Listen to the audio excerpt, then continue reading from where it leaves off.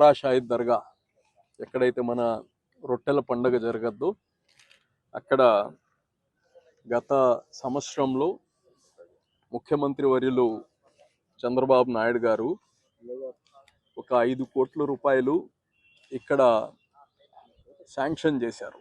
ఇది ఒక ఈద్గా, దీనికి కంప్లీట్గా షెడ్ కట్టడానికి 5 కోట్ల రూపాయలు శాంక్షన్ చేశారు. అయితే గతంలో 14-19లో తెలుగుదేశం ప్రభుత్వం ఉన్నప్పుడు ఆ రోజు మేము దాదాపు 20 కోట్ల రూపాయలు దీనికి కంప్లీట్ బారా షాహిద్ దర్గాకి అప్పుడు శాంక్షన్ చేశాము. దాని తర్వాత ప్రభుత్వంలో ఏం కారణాలో మాకు తెలియదు, చేయలేకపోయారు. అయితే ఈ ప్రభుత్వం రాగానే ఫేజెస్లో చేద్దామని మంత్రి నారాయణ గారు అలాగనే ఎమ్మెల్యే శ్రీధర్ రెడ్డి గారు అందరం మాట్లాడుకొని ఫేజెస్లో చేసుకుందాము అని చెప్పి ఇప్పుడు ఏదైతే అప్పుల్లో కట్టామో మేము అది అట్నే వదిలేశారు 5-6 సంవత్సరాలు. అయితే ఇప్పుడు ఈ 5 కోట్లతో రెగ్యులర్ స్టీల్ స్ట్రక్చర్ వస్తుంది. అంటే మనం రైస్ మిల్స్ అటువంటి వేసేప్పుడు వస్తాయి షెడ్స్ లాగా, ఆ స్ట్రక్చర్ వస్తుంది. అయితే మత గురువులు, కమ్యూనిటీ పెద్దలందరూ నాతో పర్సనల్గా మాట్లాడారు.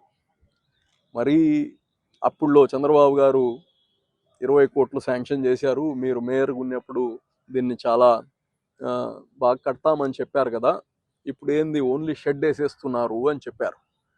అయితే దానికి మళ్ళా నేను మంత్రి నారాయణ గారితో మాట్లాడి అలాగనే రూరల్ ఎమ్మెల్యే శ్రీధర్ రెడ్డితో కానీ మాట్లాడి ఈ 5 కోట్ల రూపాయలతో వదిలేయండి, దీన్ని మళ్ళా రీడిజైన్ చేసి ఇప్పుడు ఇక్కడ ఒక మసీద్ వస్తుంది, పైన ఒక లైబ్రరీ వస్తుంది, తర్వాత కంప్లీట్ ఆర్సీసీ, ఇప్పుడు షెడ్ లేదు, రేకుల షెడ్ లేకుండా ఆర్సీసీ స్లాబ్ అంటే 10 కాలాల పాటు ఉండేటట్టు డిజైన్ చేస్తున్నాము. గ్రౌండ్ ఫ్లోర్లో ప్రేయర్ చేసుకోవచ్చు, పైన ఫస్ట్ ఫ్లోర్లో చేసుకోవచ్చు. ఇక్కడ ఎప్పుడు చేస్తాము ప్రేయర్సు?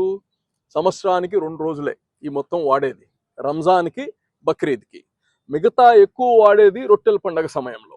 రొట్టెల పండగ సమయంలో కానీ ఇప్పుడు ఏదైతే కడుతున్నామో గ్రౌండ్ ఫ్లోర్ మొత్తం 1/2 ఎకరా వస్తుంది, మొత్తం 30,000 స్క్వేర్ ఫీట్ వస్తుంది. ఇది అట్నే 30,000 అంటే 1/4 ఎకరా వస్తుంది. సో పైన అట్నే దానిపైన కానీ అంతే మంది పైన కానీ రెస్ట్ తీసుకోవచ్చు, ఎలా కావాలో అలాగ ఏర్పాటు చేసుకోవచ్చు. ఇప్పుడు ఇది చేయడం కోసం అంటే ఆల్రెడీ ఒక పిల్లర్సు, ఒక వేరే షెడ్ కోసం స్టీల్ స్ట్రక్చర్ కోసం వేసిన పిల్లర్స్ని ఇప్పుడు మనం స్లాబ్ కింద మార్చడానికి కొద్దిగా రీఇంజనీరింగ్ చేయాల్సిన అవసరం వచ్చింది. దీనికి అవసరమైతే పీటీ స్లాబ్ కానీ ఏర్పాటు చేస్తున్నాము. ఇది ఒక అద్భుతమైన ఒక మాన్యుమెంట్ లాగా, ఎందుకంటే ఇది రిలీజియస్ టూరిజం, టెంపుల్ టూరిజం అంటున్నాం. టెంపుల్ టూరిజం పెంచడానికి దర్గాస్ కావచ్చు, మీకు టెంపుల్స్ కావచ్చు, ఇవన్నీ కొద్దిగా అద్భుతంగా ప్రజలకు వచ్చిన వాళ్ళు కానీ, చాలా ఆర్కిటెక్ట్స్ కానీ చాలా బాగుంది, ఇక్కడ పోతే చాలా బాగుంటుంది, చూడడానికి బాగుంది, ఉండడానికి బాగుంది అనే పరిస్థితి తేవాలని చెప్పి దీన్ని రూపకల్పన చేస్తున్నాం. అయితే ఇది ఒక 6-8 నెలల ముందే అయిపోయి ఉండొచ్చు రేకుల షెడ్ వేస్తే. కానీ నాకు తెలుసు చాలా మందికి ఇంకా ఎప్పుడు చేస్తారు అనేది. ఏది కానీ ఒక పని చేస్తే 10 కాలాల పాటు అది నిలవాలి, 10 కాలాల పాటు ప్రజలకి ఉపయోగంలో రావాలి. అందుకోసం ఇప్పుడు ఏదైతే చేస్తున్నామో 10 కాలాల పాటు ఉంటుంది. ఇప్పుడు దీనికి ఇప్పుడు ఖర్చు కానీ 16.5 కోటి అవుతుంది. ఇది 15 కోట్లు ప్లస్ జిఎస్టీలు ఇవన్నీ కలిపితే 16.25 కోటి ఏదో అవుతా ఉంది. సో ఇది ఇప్పటికి నిధులు ఒక 8 కోట్లే మా దగ్గర సమకూర్చున్నాం.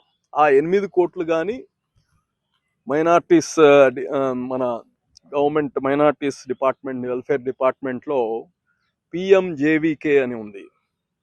సో దాంట్లో కానీ పూలప్ చేయడానికి వర్కౌట్ చేస్తున్నాము. అది కొద్దిగా డిలే అయితే వేరే మార్గాలు ఏం చూడాలో కానీ చూసి చంద్రబాబు గారితో మాట్లాడి త్వరగా ఎంత తొందరగా వీలైతే అంత తొందరగా దీన్ని స్టార్ట్ చేస్తాం. ప్రజలు ఆందోళన పడొద్దు. గతంలో లాగా ఈసారి మిస్ అవ్వదు. మా గవర్నమెంట్ టైం అయిపోయినప్పుడు ఈసారి అలా కాదు, ఇమ్మీడియట్గా ఒక నెల, మ్యాక్సిమం ఒక నెల, 1.5 నెల లోపల దీన్ని టెండర్లుగా పిలుస్తాము. స్ట్రక్చరల్ డిజైనింగ్ కొద్దిగా క్రిటికల్ అయింది, ఎందుకంటే ఏదైతే డిజైన్ చేసుకున్నామో అది స్టీల్ స్ట్రక్చర్కి చేసుకున్నాము. ఇప్పుడు దాన్ని ఆర్సీసీ స్లాబ్ కింద చేసేటప్పుడు కొద్దిగా రీఇంజనీరింగ్ చేయాల్సి వస్తుంది. అవన్నీ కానీ ఈరోజు ఆ ఎక్స్పర్ట్స్ని పిలిపించాము, దాన్ని వర్కౌట్ చేశాము.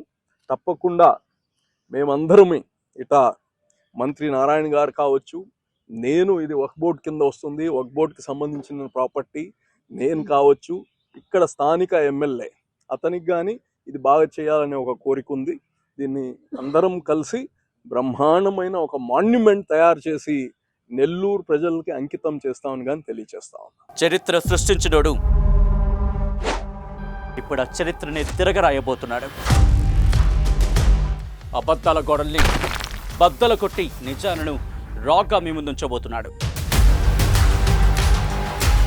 నిజమైన వార్తల కోసం వెంటనే డౌన్లోడ్ చేసుకోండి రా యాప్ని.